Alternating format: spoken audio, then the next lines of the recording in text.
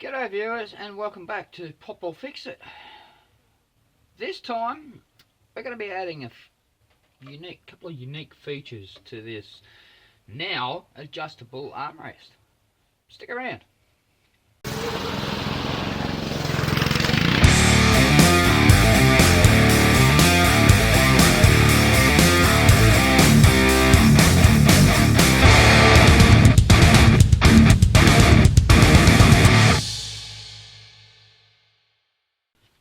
So if this is your first time here, welcome to the channel. I hope I can teach you something, you like what you see, and consider subscribing. Now, in the previous videos, if you've watched them, you probably should, but it doesn't matter. This used to be fixed, and I've now made it so it's adjustable. So we undo the nut, and we can swing it to any angle we like through 150 degrees of rotation. Of course, this is an armrest that goes up the other way, and it has a padded top on it so that people can rest their arm on it while my son's tattooing them. Works for both of them. Now, my son noticed the problem that this little wing nut here, you can only get so much torque on that. So to get more torque on a nut, you need more length. So that's what we're going to do today. We're going to add some length to these wing nuts. Now, when I point to this and say these, there's actually three that we're going to modify on this. We're going to make a whole new nut for that, hence this couple of nut here. We're also going to make one here, which is the height adjustment. See, this goes into there, and that's where you get your height. And down here, the third one that tightens up the tripod section of the stand. We're going to put one on there too. The first thing to consider is the design. We've both decided on a design that we're both really happy with. Second consideration is size. Yeah, we're around on the same level. But the most important in this situation, the most important consideration is the shape. It has to not only look good, it has to be functional. If it doesn't work, well then there's no point. Now on this one it's not too bad because there's no obstructions. I'm not going to hit anything. That's going to be the nearest thing, but they're not going to be that long. That's 50mm centre to centre there. If they're that long, well, they're pretty long. This, on the other hand, well, as you can see, it comes up from the mounting surface, so I need to come up around that before I can go out. I'm even thinking about putting one down on here. Can't even see that. There you go. Just bolt down on here. That tightens up this, which creates the tripod. But we're looking up here for now. So what I need to first do is, that's going to be the biggest dilemma. And I want them all to match, so we need to make a template around that to give us our limits of how far we can actually go before we start hitting stuff. Creating a template's pretty easy, really. Start off with a piece of cardboard. This is just, well, corn flour. And I have a straight edge here. I'm actually going to cut that off there. Doesn't need to be square or anything like that, because all I'm doing is using it as a guide. So I'm going to say about there.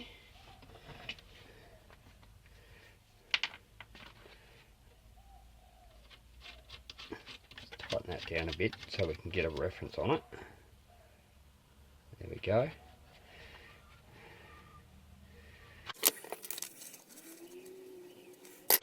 Okay, that marks at 50 millimeters. Put that about there. Yeah, it just, get out of the way, you. It just hangs beyond. That's cool, that's good.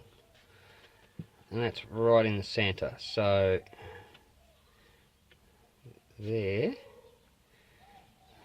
But we're coming down onto the mating surface and we're up here by the time we get to there. So that's got a, it's basically almost like that.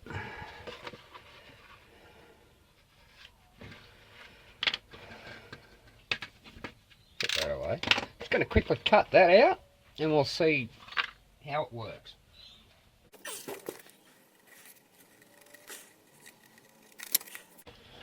Alright, cut that shape out, but the camera, now that looks like that's going to work fine. That's going to clear. So there's our basic shape for the bottom anyway. At the top has to sort of come off there. And that doesn't have to be that long, so I'm not going to make it that long. I'm actually going to bring that down about 10 millimeters, and it's going to come off about there.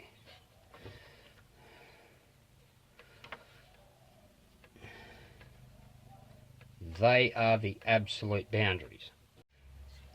So that's the little design my son knocked up, and it's actually too small. So okay, so he's got two little peaks at the bottom. So there's the edge of our wing. So we come up like that, and the top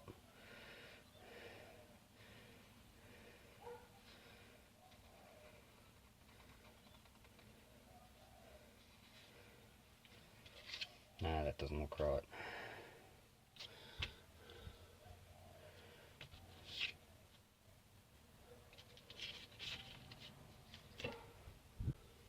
Clearly, my son's the artist, because that doesn't look anything like that. So, give me a couple of minutes, I'm going to play around with this and see what I can come up with. Alright, a couple of attempts later, I've come up with, well, that. It might not seem like much, but it doesn't have to be much. That's the beauty of it. And yeah, that'll sit about there. That will work great. We'll put another one on the other side. Now this is going to look cool. Alright, let's see if I can get a decent shot of this. I've cut out an opposite, and they will sit something like that. Obviously down here, but they're going to kind of sit like that. There we go. Now to transfer that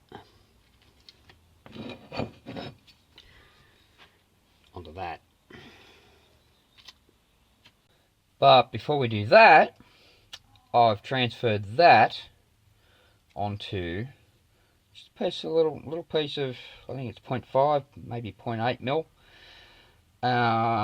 Confirmed with my son. There's our shape. Now we can transfer that onto, well, actually not that, because we need to get 6 out of it, and I honestly don't think we're going to get 6 on there. Plus it's covered in spatter on the other side, so I'm going to use this piece.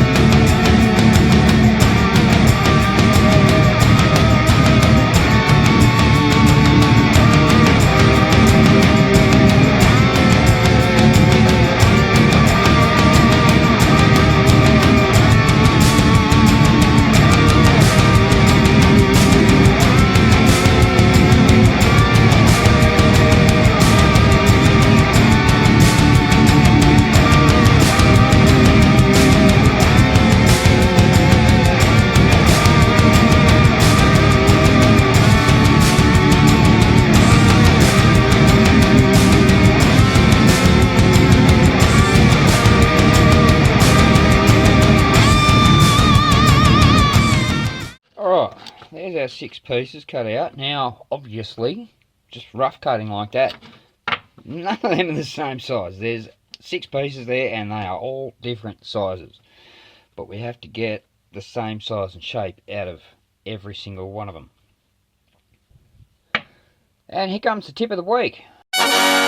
So, how are we going to know if we're going to be if they're all going to be exactly the same? Well, here's the thing, unless you do them all at exactly the same time in exactly the same way, they're not going to be all exactly the same. So, I've got 6 pieces of metal, they all need to be the same shape. Flat surface and a square. Line them all up. First of all, take the first one, make sure it's going to be big enough for the piece you want. Yes, it is. It's actually too big. We can take a lot off the top here. So, you know what? I'm just going to put a line through there. Then, I'll line them all up together. Flat surface, square behind it. That gets the bottom edges and the back edges all lined up on the same plane. Now, grab your welder, find 2 spots that are not going to interrupt with the shape of it, weld them all together.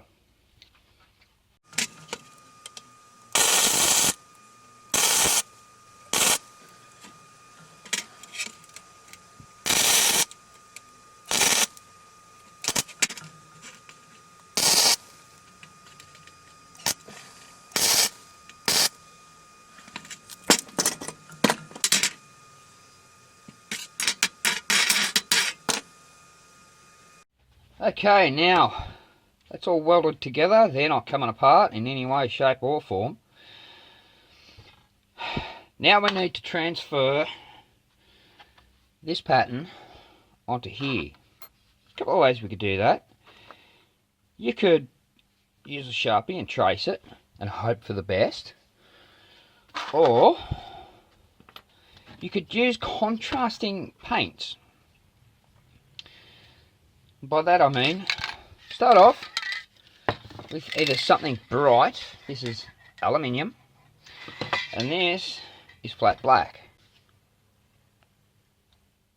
So you can either do it either way. Spray the bright colour down first, then the dark colour with the template, or the other way around. Either way, it doesn't matter. You're going to be removing all the material down to the line that's created by the contrast in the colour.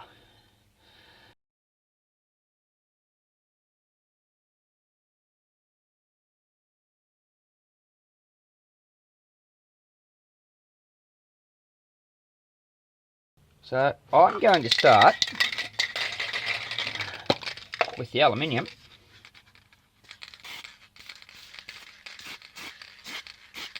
Wow, that was heavy. Camera doesn't like that, does it? Okay, I'm going to let that dry for a couple of minutes, and then we'll come back and we'll do the rest. And we're back. Sorry about the pulsing. Give it a minute, it will go away. Now, you can't just sit it there and just spray, because chances are it'll move, it won't sit down properly. Grab yourself something long and, well, not pointy, but something you can hold it down with. That's going to do perfect. And spray it over with the black. There we go. Yes, that's very heavy, but guess what? We want it heavy. We want it to be a really stark contrast. Now, just leave that to dry. Then, once it's dry, that should just lift straight off. And let's see how this went. It's stuck down, that's a good thing.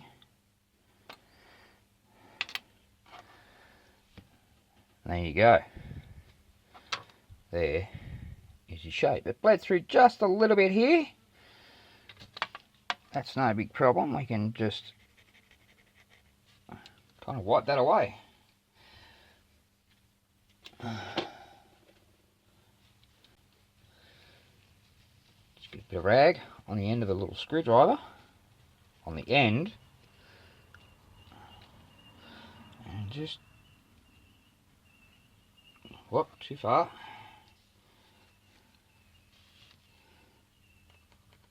Wipe that bit away. There we go. There's still enough there where we can still tell what the line is. Just in case, I'll just put a Sharpie mark up through there. Hooked just a bit.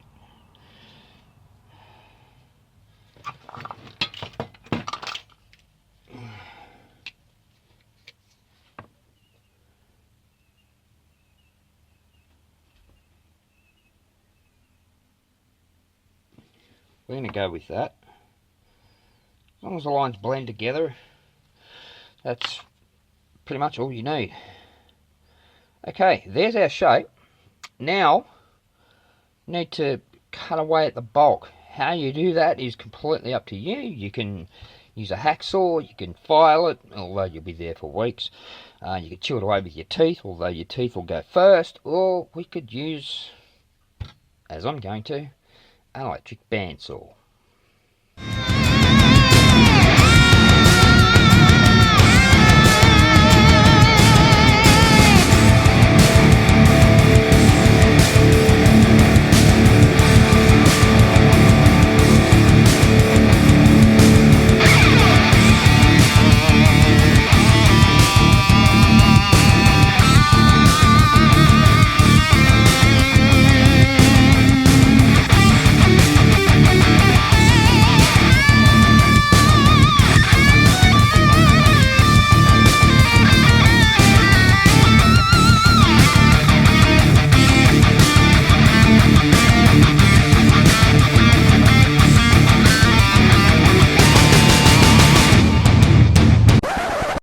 Here's your bonus tip of the week. Whenever you're using a bandsaw like that, cutting small pieces, especially when the blade is going to come through the end, always use a push stick. Yes, I did cut myself. Fortunately, it's not major. It's a very minor cut. I have very, very fast reflexes and was able to pull away from it before it did pretty much any damage. Why did that happen? Number one, I'm kind of heavily medicated at the moment. I'm 48 hours into starting a new medication, which does make me a little bit drowsy. And what happens when you're drowsy? You don't think. Grab a push stick, anything. It could be a lump of steel, a lump of plastic, a lump of metal, anything. Just don't put your fingers anywhere near that blade. Let's continue. Okay, so yeah, these welds are still here, but I need to cut away at these areas. I need to, all that material needs to go. But now that I've cut away the bulk, what I've done is I've put another bead across the back here, where we can get at that with the linisher, or a grind, or a grinder with a flap disc on it. And the same here on this outside edge here. They're easier to get at than, well, as I said, I need to remove all that material, so that weld's going to end up going, and I need to remove this material too, so that's going to end up going too. So, transfer those over. Now we've got to cut away this. Now, the other thing here is, MIG welding hardens steel. That's going to be very, very hard to try and cut through, so I just got to take my time and deal with it. But don't rush it, because, as I said, MIG welds are hardened steel. Especially if you quench it after you've welded it, it hardens it even more, even if you quench it in water. So, let's just take our time, and we're going to make a series of cuts on the horizontal, well, no, not the horizontal, at 90 degrees to the surface, so that we end up with a bunch of fine little cuts. Then we can come through and knock all those little fingers off with the bandsaw without knocking any of these fingers off again.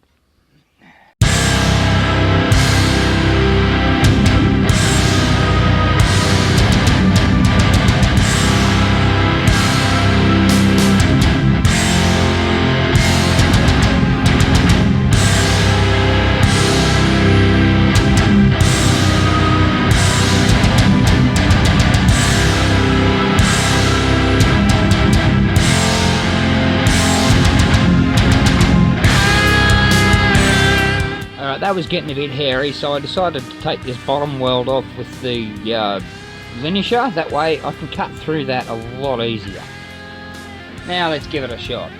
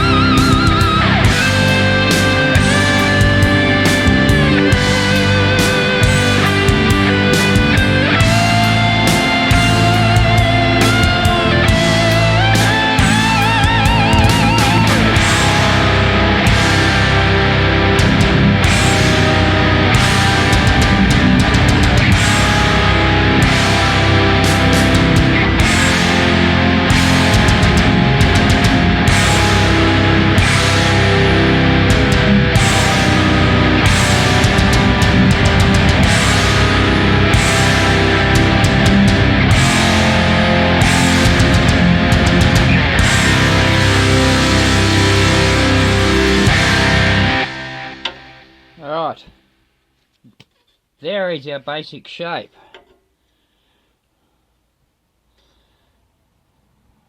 Now, we're going to take it over to the bench and do a lot of filing. Okay, we've got the pieces inverted, so upside down in the vise, and you can see when I cut those fingers, I haven't cut them all the way down to the line. I've left a little bit there so that we can file it away. It's exactly what we're going to do right now.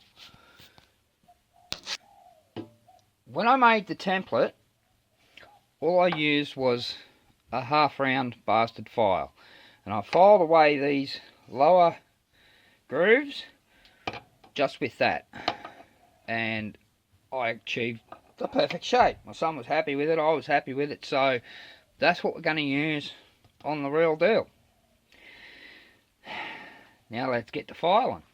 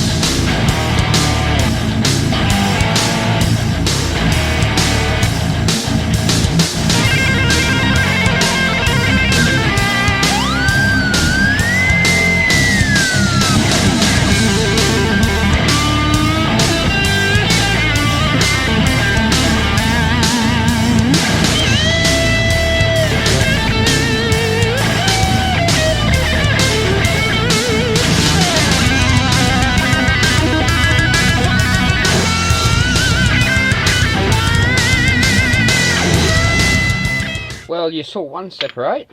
Let's see if we can try and separate the others.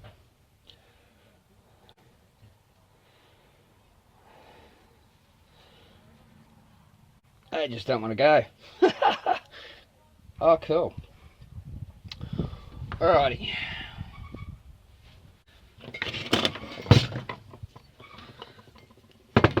Let's see if a chisel can persuade them.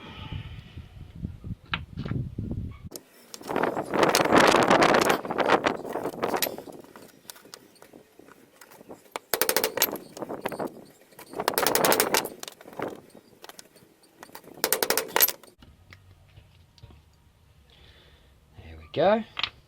Yeah, they're going to need a bit of cleaning up, but they're going to need a bit of cleaning up anyway.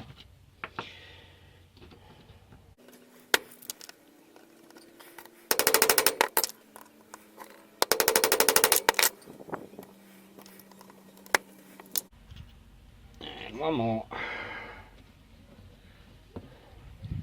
Come on.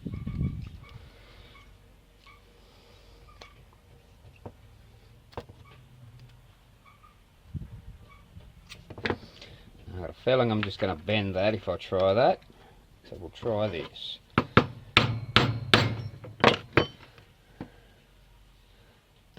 There we go. Right. Now we can clean each of them up all individually, because I'm going to chamfer the edges with a file. So this is going to be a long, laborious process, because both sides have 6, but having said all that, they're pretty much exactly what we were looking for.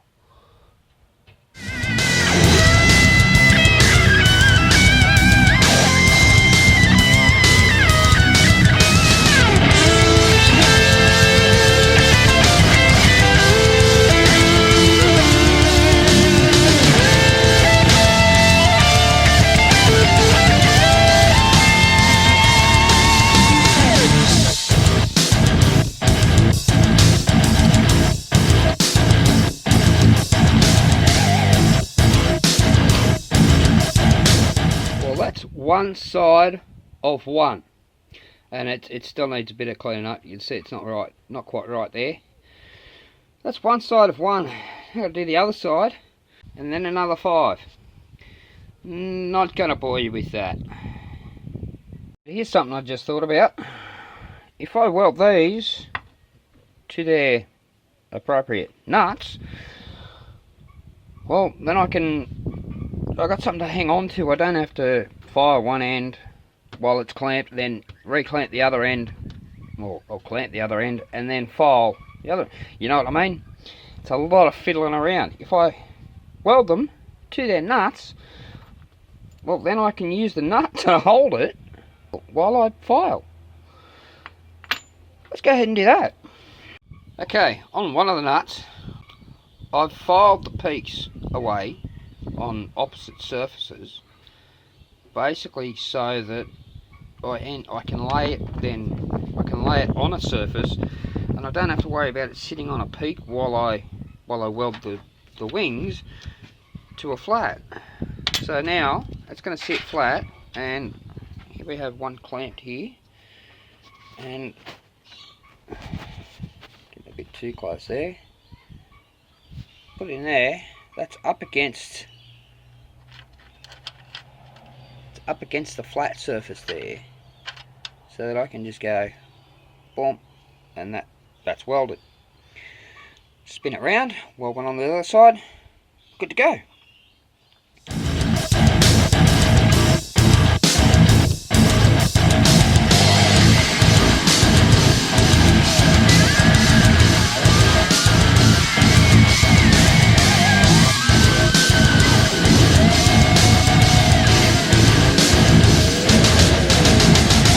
The other thing too is I know there's square and straight. Let's weld another one on.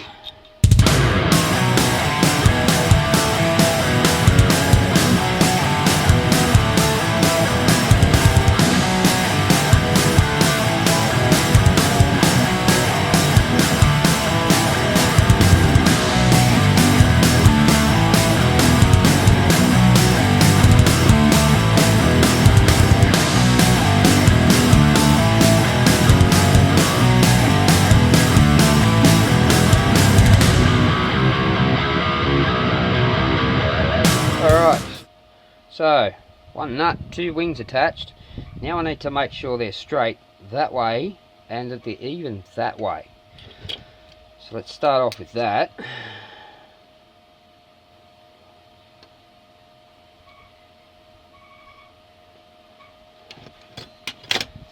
They look about the same, but here we go. Let's take some measurements at different points. Let's see if I can get you down a bit lower. Here we go. Right. On there, the outside tip.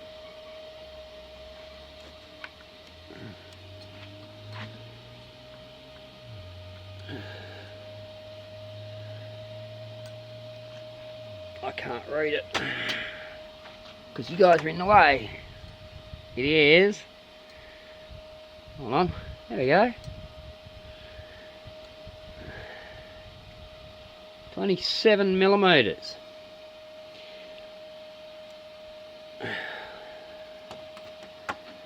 Let's see what this one is. It's 27 millimeters. 27, 28. So that's pretty damn close.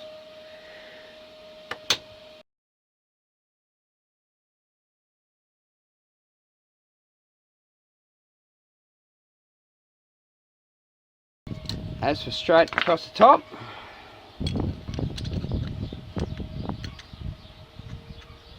that was good to me.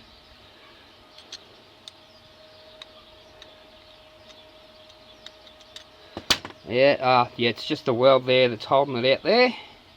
That's fine. I'll finish tacking that up. There's one down. Oh, but then I've got to file it.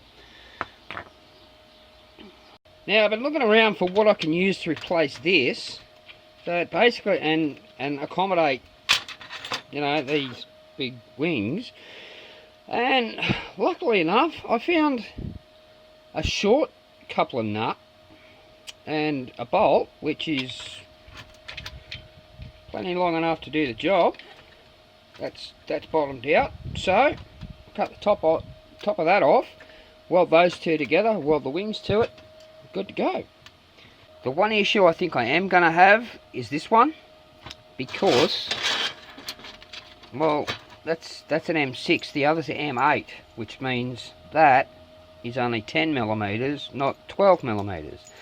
So I'm just going to have to take just the ends off these so that they fit, because at the moment they kind of overlap a little bit. Not a big deal. Bit of a zip on the linisher, good to go.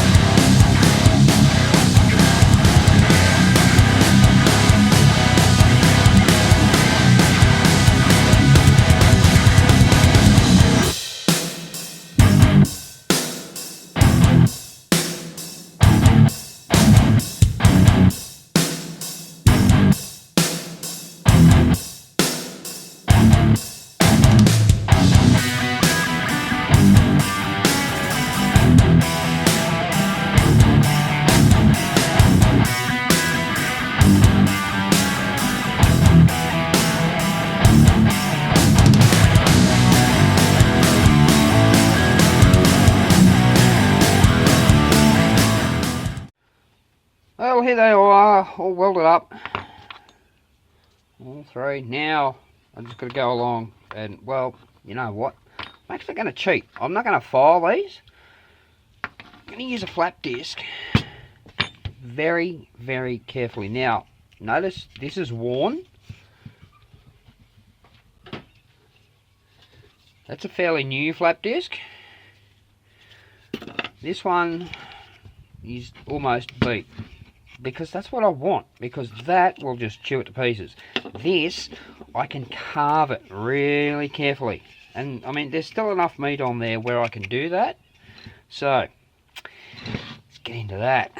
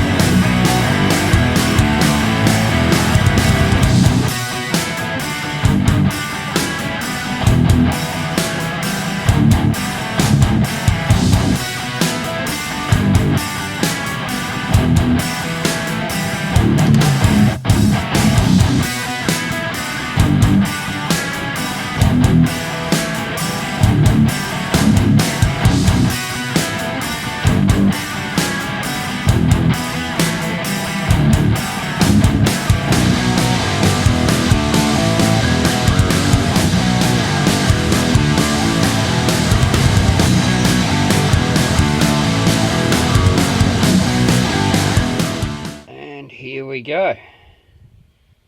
All the edges have been nice and beveled, but I still have that thick edge on there, which is the way I wanted it, because can't have any sharp edges on it, and there's nothing sharp anywhere. Okay, maybe that needs a tiny little tweak, but the idea is that anyone can use it, anyone can touch it, and it's not going to cut them, it's not going to hurt, but it still looks super pointy and, in my opinion, super cool. Well, that's about it. All that's left now is just to give them a coat of paint, put them on the stand, and it's done. So thanks for watching. I hope you enjoyed that. I hope you learnt something. If so, hit that like button down below. While you're down there, grab that subscribe button and the notification bell. That way you know when the next one's coming. If you have any questions, leave me a comment. Have any comments? Leave me a comment. Share, go ahead and share anywhere on social media. I'm trying to build my channel and it's not really going far at the moment, so the more exposure I have, the better it is for me. Big thanks for that. And I'll see you on the next one.